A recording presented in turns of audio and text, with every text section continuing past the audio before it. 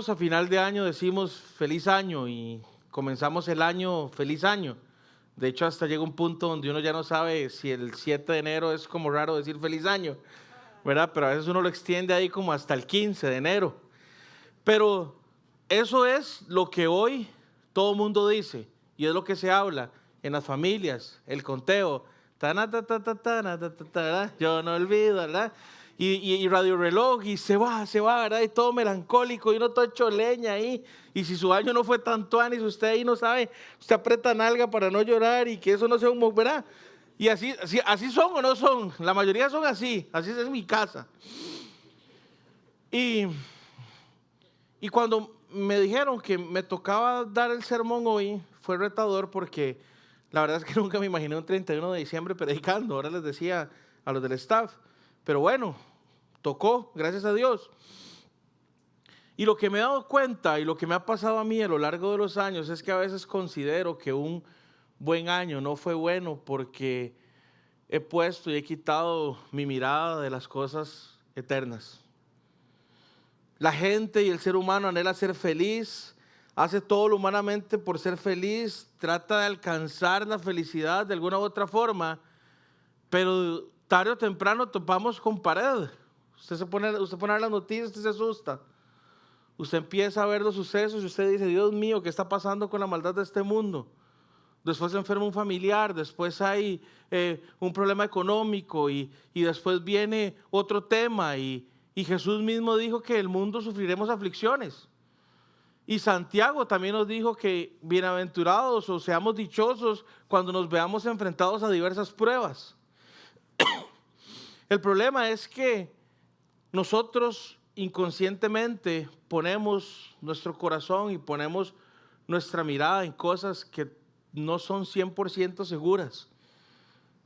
Amarramos nuestra felicidad en si estamos económicamente estables, si tenemos una pareja, si tenemos una autorrealización profesional o académica, si podemos ir de vacaciones y pasarla bien, ¿verdad? Los que a veces nos quedamos acá, a veces pues, estamos en Instagram sufriendo, viendo todos los atardeceres, el último del año, y uno ahí, ¿verdad? En la casa.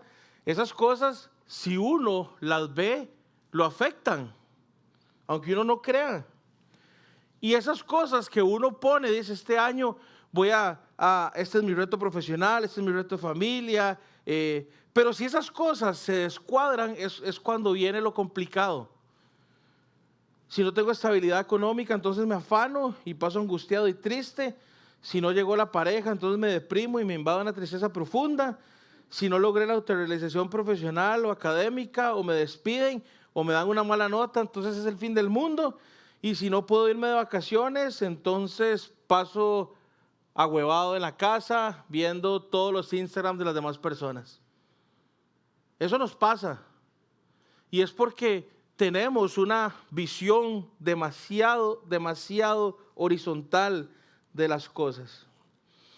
Y la vida nos presenta situaciones que no controlamos. Del Señor es la vida y la muerte.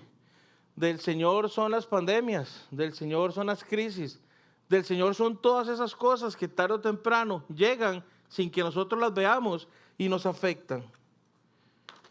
Pero hoy lo que vamos a estudiar es un versículo que es Filipenses 4:4, donde nosotros vamos a poder entender cuál es el secreto que nos habla el apóstol Pablo para que nosotros realmente tengamos no un año o una vida feliz, sino un año y una vida llena de gozo. Y hoy vamos a estar en Filipenses 4:4 y nada más quiero hablar una generalidad de la carta para que todos estemos ahí metidos. ¿Quién la escribe? El apóstol Pablo. ¿A quién la escribe? A los filipenses, que era una ciudad que era de Filipos, que fue la primera ciudad de Macedonia donde Pablo estableció una iglesia. Eso se encuentra en Hechos. Lo escribe desde una prisión. Él fue arrestado y la escribe con un montón de propósitos. Pero ese propósito, el primero es agradecer una ofrenda que él recibe. Lo interesante es que el propósito de la carta no es el gozo en sí. El gozo en sí sale como un tema de la carta, pero porque el corazón del que está escribiendo la carta está lleno de gozo. ¿Sí me explico? La carta fue escrita para gratitud por una ofrenda, fue escrita para explicarles la razón por la que decidió regresarles a Epafrodito, que era un siervo que trabajaba con Pablo, también para informarles acerca de cómo estaba él en Roma. Pero no es que la carta en sí fue, ok, voy a escribir una carta de gozo para que la gente aprenda a vivir gozosa. No, sale porque el corazón de Pablo estaba puesto en el lugar correcto y él estaba viviendo una vida gozosa indiferentemente de las circunstancias en las que él estaba. Es popularmente conocida como la carta del gozo, y solo para que tengamos una idea, 4 veces usa Pablo la palabra gozo en esta carta y 9 veces emplea regocijar en alguna de sus conjugaciones. Entonces aquí lo que nos demuestra es el corazón del apóstol Pablo. ¿Dónde tenía Pablo su mirada? Filipenses 4:4, lo voy a leer en Nueva Biblia de las Américas, dice: regocíjense en el Señor siempre. Otra vez lo diré, regocíjense. ¿Qué es regocijarse? Es un acto interno de sentir y de vivir gozo. Cuando nosotros vamos y estudiamos, lo primero que encontramos es que regocijarse está escrito como un imperativo, un mandato en tiempo presente.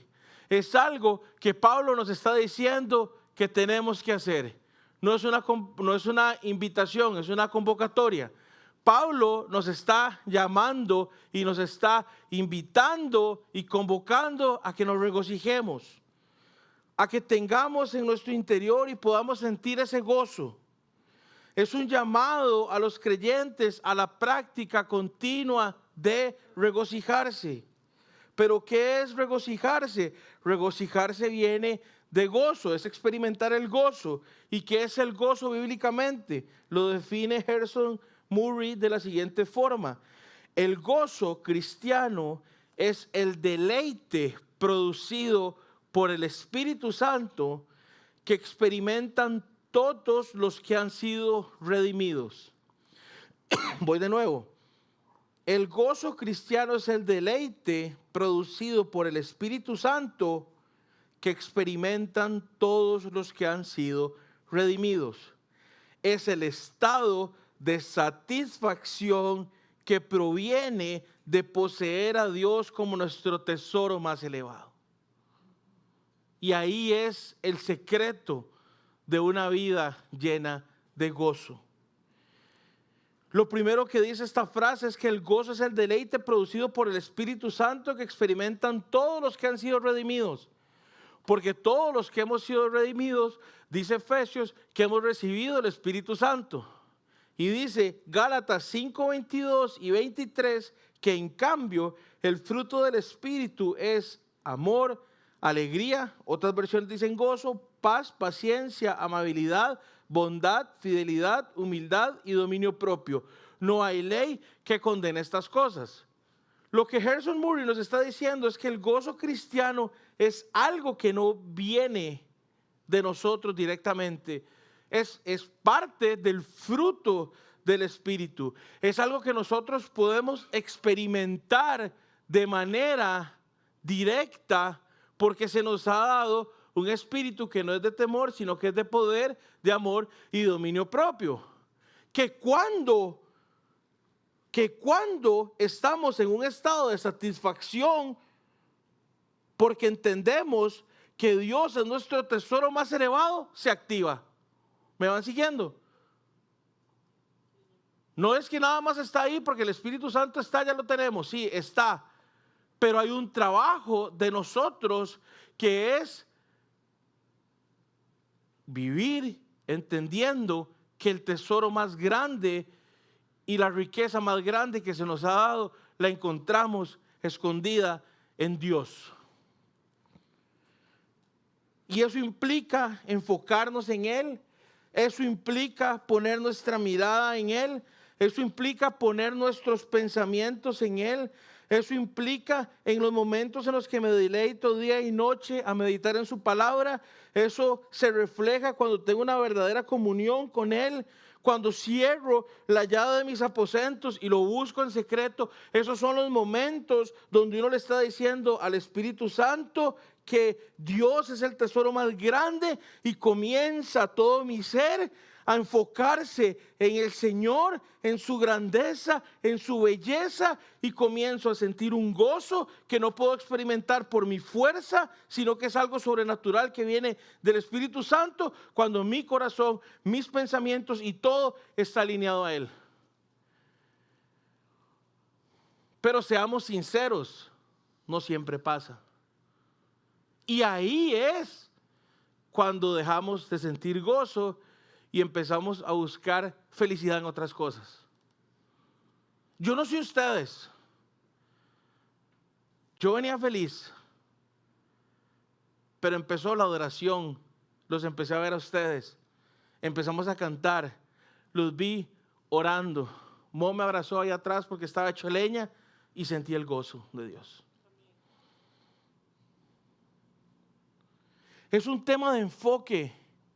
Es un tema de una búsqueda continua que tenemos que hacer. Es ese estilo de vida.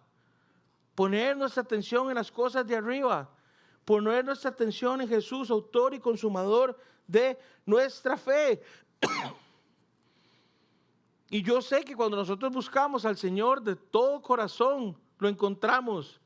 Y comienza el gozo, y comienza las circunstancias que se veían demasiado grandes, empiezan a ser pequeñas, pequeñas, pequeñas, y empieza un contentamiento en nuestro corazón, no por las circunstancias que nos están rodeando, sino porque nuestra mirada está puesta en Jesús. Que es como dice una canción, se me olvidó. Más grande, ¿cómo es? Tú eres grande, mucho más grande, ¿verdad? Que habla de que cuando ponemos nuestra mirada en el Señor, todo se hace pequeño, porque Él es enorme. Él es el Señor Todopoderoso, Él es el Elohim, el creador del cielo y la tierra. La Biblia comienza, en el principio Dios creó. Y ahí es donde empieza Pablo a decirnos, regocíjense, regocíjense. Amanecemos cabizbajos, regocíjense. Porque sí, nos vamos a sentir cabizbajos, nos vamos a sentir tristes, nos vamos a sentir afectados por las cosas. No es que el gozo viene ¿verdad? No es como que no vamos a experimentar esas cosas, sí las vamos a experimentar, pero hay un intercambio que el Señor nos promete. Y yo no sé ustedes, pero yo he estado en situaciones muy tristes, donde mi tristeza se convierte en un gozo, pero es que el gozo no es, se murió mi primo, ando brincando, véanme. No, el gozo es ese estado interno donde estoy satisfecho en el Señor, y donde a pesar de que estoy triste por esta situación, estoy gozoso porque sé que los planes del Señor son perfectos, aunque yo no los entienda. No es que no me voy a poner triste, no es que no van a haber momentos difíciles, es un estado muchísimo más profundo del corazón. Por eso el gozo tiene que ver mucho con el conocimiento que nosotros tenemos del Señor. Y es por eso que Pablo, una vez que nos dice que nos regocijemos, nos habla del objeto de nuestro regocijo, que es ¿quién? El Señor. Filipenses 4:4 dice, regocíjense en el Señor siempre. Otra vez lo diré, regocíjense. Sinclair Ferguson, un teólogo, un pastor muy bueno, por si lo quieren buscar y leer de él, dice, este gozo no está basado en cómo nos sentimos con respecto a nuestras circunstancias personales, sino en el hecho de nuestra comunión con Cristo y en los hechos acerca de Él. ¿Cómo nos cuesta? ¿Cómo nos cuesta? Ahora que estoy en un proceso de acampar en mis emociones, este término me lo enseñó con el señor Javi aquí presente. Yo era muy animal, muy sangre chancho, no sé si me entienden. Como que a mí me pasaban las cosas y yo seguía de ahí, dele, toca. Pero ahora que hago altos en el camino, puedo identificar en los momentos donde mi alma está abatida, en los momentos donde hay algo que me está quitando la paz, hago altos, examino mi corazón, voy profundo y encuentro que la raíz es que hay algo en mí que no está conectado con el Señor. Y es, ok, volvamos a conectar. Y hay algo que cambia. Es algo como demasiado básico, pero que en serio nos cuesta hacer. Entonces, en mi antiguo yo, lo que yo hacía era, y pasaba toda la noche, todo el día huevado y afanado y preocupado. Y yo, pero ¿qué es esto? Y ya al final uno llegaba y oraba y algo cambiaba y uno decía, y hubiera orado desde el principio. Y el Señor seguro, obvio. Pero ahora cuando empiezo a sentir esas cosas, paro porque Dios por algo puso los sentimientos. Dios por algo nos dio sentimientos. Y cuando hay cosas ahí que no están quitando la paz y cuando hay cosas ahí que lo están haciendo uno, ¿verdad? Un poquito de ahogo, paro. Y me doy cuenta que hay algo, hay pensamientos, hay cosas que no están ancladas al Señor. Y eso es lo suficientemente perturbador para mí como para perder el gozo. Y ahí es donde uno se enoja, donde anda de chicha, donde anda malhumorado, donde no tiene esperanza, etc. Por eso es en el Señor, no en las circunstancias, no en los factores externos. En el Señor, el gozo radica en el Señor. El Señor tiene que ser el eje central del gozo del creyente. Pablo nos invita a experimentar ese gozo que él mismo estaba experimentando en el momento que él escribió la carta a los filipenses, estando preso, sabiendo él que la hora de su muerte estaba a la vuelta de la esquina. La carta de Filipenses menciona 16 veces ese gozo. Y el tema central es Cristo. Entonces podemos entender que nuestro gozo y nuestra mirada tiene que estar puesta en Cristo. El gozo viene del Padre, motivado por la persona de Jesús y se desata por medio del Espíritu Santo. Viene del Padre, es motivado por la persona de Jesús y es desatado por medio del Espíritu Santo. La clave del gozo cristiano está en su fuente y es Cristo. Y eso fue lo que me habló el Señor ahora que estaba allá atrás. Yo ayer me acosté derrotado. Me acosté, qué madre. Ni el 7-0 de Costa Rica con España fue tan duro como el acostarme ayer yo pensando que había perdido el partido del año 2022 4-2. Pues eso fue una mentira que el enemigo sembró. Y fue una mentira que yo dejé que el enemigo sembrara porque no acampé en mis emociones y me fue a rulear. Me fue a dormir sin estar antes con el Señor meditando en su palabra. Pero hoy, ahí, por pura gracia, el Señor me recordó que la victoria es nuestra. Que ya el partido se jugó y que el vencedor fue Cristo Jesús. Cuando hablan el Señor es en lo que Él es en Cristo. Es en Cristo, porque Filipenses viene hablando de que el Señor es Cristo. Y cuando nosotros ponemos nuestra mirada en Cristo, algo pasa. ¿Vieron la primera canción? Pon tu mirada en... Es una belleza. Yo no canto nada. Pero esa canción lo arrulla uno así, el Señor así, delicioso. Y es que vean lo que dice Colosenses 3 del 15 al 20. Él es la imagen del Dios invisible, el primogénito de toda la creación.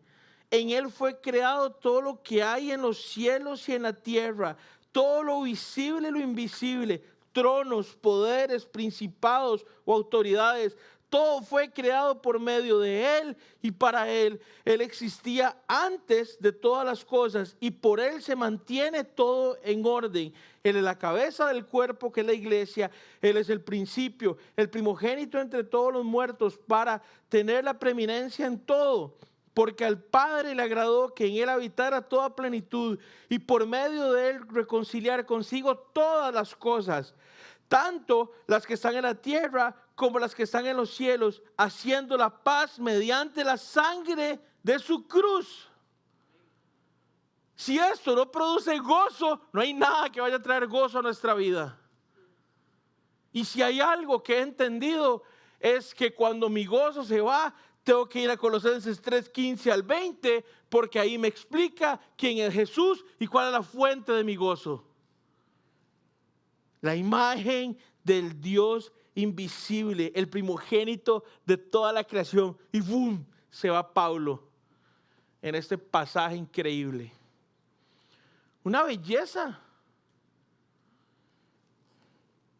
en el Señor, y eso es lo que Él es, pero también implica en lo que Dios hizo y lo que está haciendo por nosotros.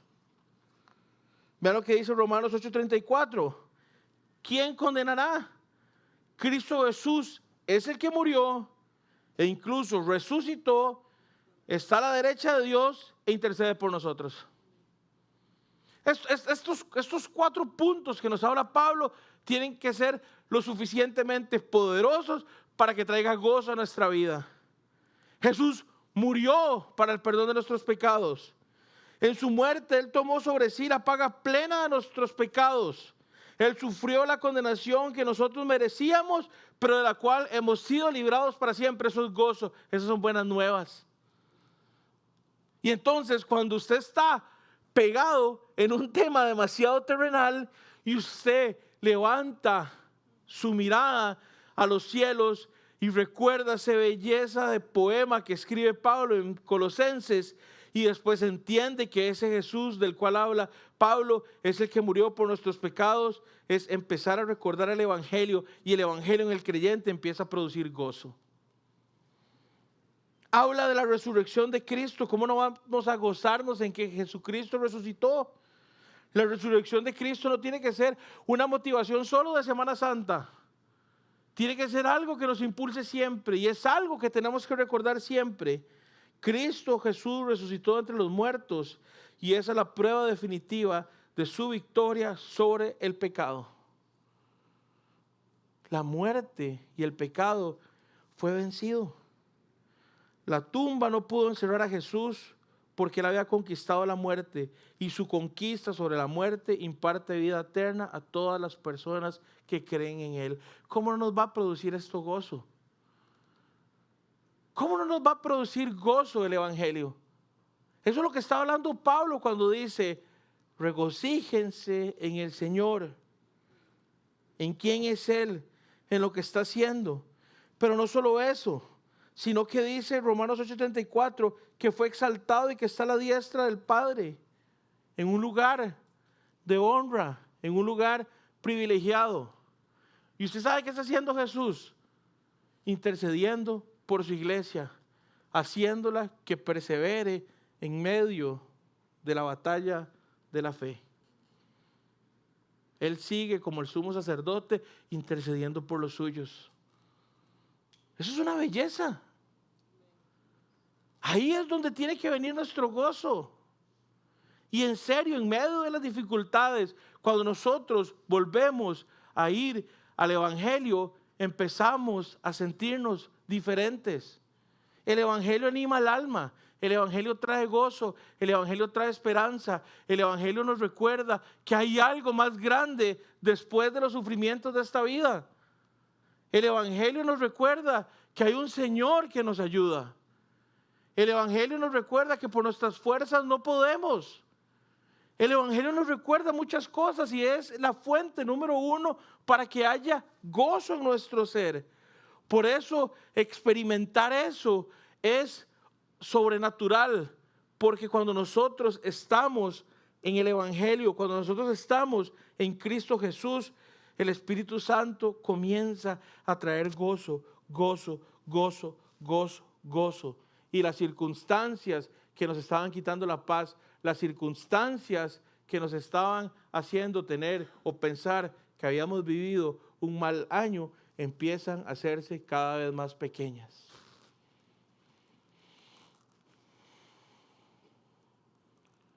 John MacArthur dice, aunque su obra de expiación quedó por completo consumada, su ministerio continuo de intercesión por los salvados a través de su sacrificio continuará sin interrupción hasta que cada alma redimida esté segura en el cielo. Qué belleza saber que el Señor Jesús está intercediendo por nosotros.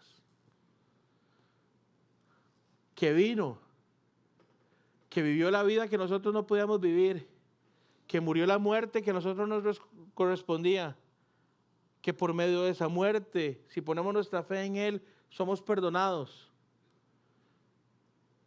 Que murió y resucitó al tercer día, venciendo así, dando un golpe, pum, sobre la mesa, de que nada lo pudo detener. Y que hoy está sentado a la derecha del Padre, intercediendo por nosotros. Hay que acampar en esas verdades. Y hay que meditar en lo que eso realmente significa. Por eso Pablo decía, los sufrimientos de esta vida no se comparan con la gloria que vamos a recibir, con la gloria venidera. Por eso Pablo, en medio de las circunstancias en las que estaba, escribió, regocíjense en el Señor siempre. Otra vez les diré, regocíjense. Y nos dice siempre. Todas las palabras son importantes. Siempre, siempre. Suena tonto, ¿verdad? Cuando uno lo dice. En todo momento, bajo cualquier circunstancia, temporada y etapa de la vida. Eso es lo que el Señor quiere. Como dice Habacuc 3, 17, 18, aunque la higuera no florezca, ni haya frutos en las vides, aunque falle la cosecha del olivo y los campos no produzcan alimentos, aunque el aprisco no haya ovejas, ni ganado alguno en los establos, aún así yo me regocijaré en el Señor, me alegraré en Dios mi libertador. Qué pasaje. Pero también implica, y lo voy a leer a mi estilo, cuando la higuera florezca, cuando haya frutos en las vides, cuando haya cosechas del olivo, cuando los campos produzcan alimento, cuando en el aprisco haya ovejas y haya ganado en los establos, también así yo me regocijaré en el Señor y me alegraré en Dios mi libertador, porque cuando las cosas estaban bien, lo que hacemos a veces es olvidarnos del Señor. Por eso es siempre, haya o no haya, siempre. ¿Y en quién? En el Señor, que no cambia, que es inmutable, que es el mismo de ayer, de hoy y de siempre, que no es como los mortales, que no miente ni cambia de opinión, que cuando dice una cosa la hace y cuando promete una cosa la cumple.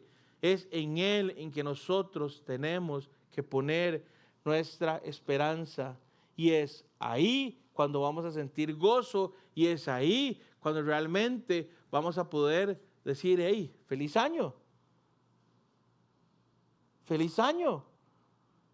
Y no porque las circunstancias fueron buenas o eran las que yo tenía presupuestadas, sino porque mi confianza y mi corazón y mi mente hallaron gozo en el Señor, que no cambia y que es el mismo. Hay una página que responde preguntas que se hacen, que es God Questions, que es muy buena, y dice esto: el gozo viene cuando somos conscientes de la gracia de Dios y disfrutamos de su favor. Con esto en mente es evidente que una manera de experimentar el gozo es enfocarse en Dios.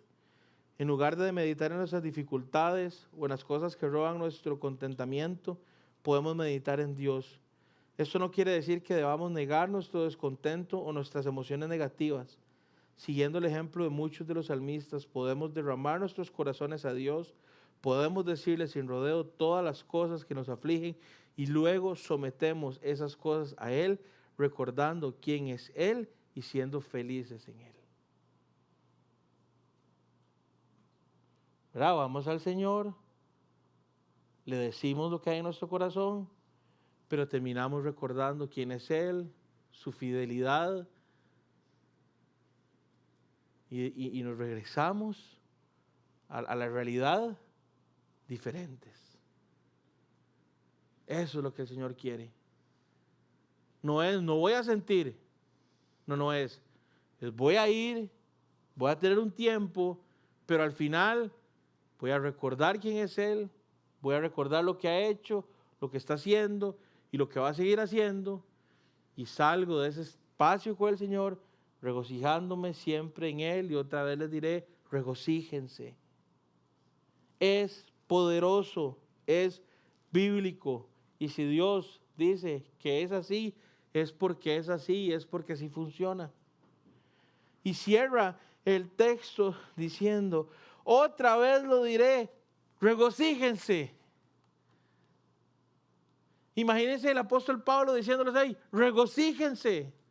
Tal vez el año que está terminando no es el mejor para ustedes, no importa, regocíjense en el Señor.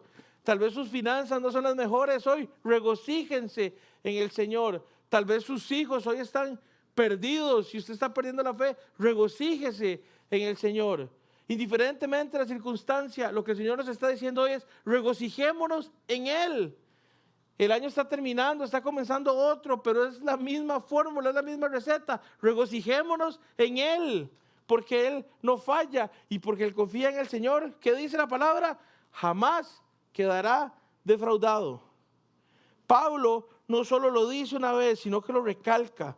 Es recalcar el punto, es recalcar el mandato, es imperativo. Nos tenemos que regocijar en el Señor. El gozo es una marca distintiva de un creyente, porque una vida gozosa refleja una vida redimida y que entiende el Evangelio. Y una vida de alguien que realmente está gozoso en un mundo como estamos, es una vida que tarde o temprano alguien nos va a preguntar, como me dijeron a mí una vez, pues siempre anda con esa sonrisa de idiota. Así me dijo el que trabajaba en la casa. Y le hago yo, adivine. Y me hace, conocí a Cristo, ¿verdad? Porque él era creyente. Y le hago yo, ¿cómo supo? Y me hace, porque ese cambio de semblante solo el Señor. Ve, y todos ahora están así, con ese semblante que el Señor quiere, todos. Me hubiera gustado ser así. Todos. Ese es el gozo que Dios produce en nosotros. Charles Spurgeon dice, hermanos, se os ordena que os regocijéis, porque esto es para vuestro provecho. Y yo creo que lo afirmo, lo confirmo, no sé cómo se dice. El primer beneficiado de vivir una vida con regocijo es uno. Y después dice, el gozo santo engrasará las ruedas de la maquinaria de tu vida. La santa alegría os fortalecerá para vuestro trabajo diario. El gozo santo os embellecerá y, como ya he dicho, os dará influencia sobre la vida de los demás. ¡Qué belleza! No solo porque escribe así como raro y como poético, sino porque realmente cuando uno está gozoso y tiene contentamiento con el Señor, no solo la vida de uno es transformada, es la de uno, es la de mi pareja, es la de mi hermana, es la de mis abuelos, porque ven algo diferente, porque encuentran algo diferente, porque es contagioso, porque se irradia y hace que los demás quieran. Y eso es parte de lo que el Señor quiere en nuestra vida. Una persona llena de gozo está plena, una persona llena de gozo contagia a otras, una persona llena de gozo refleja una vida que otros van a querer.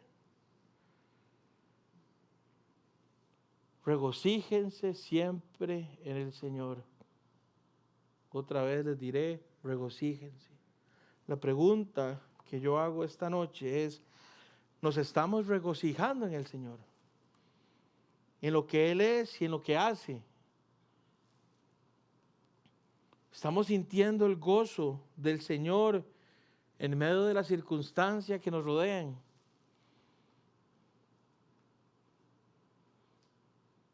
Si realmente queremos experimentar un feliz año 2023, es imperativo que nuestro objeto de gozo sea el Señor.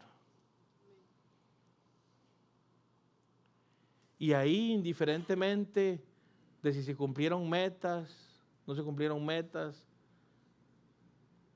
podemos cerrar el año diciendo, viví un feliz año, fue un buen año, porque estuve sumergido en la gracia del Señor, porque vi la misericordia del Señor, cómo me acompañó, porque vi su fidelidad,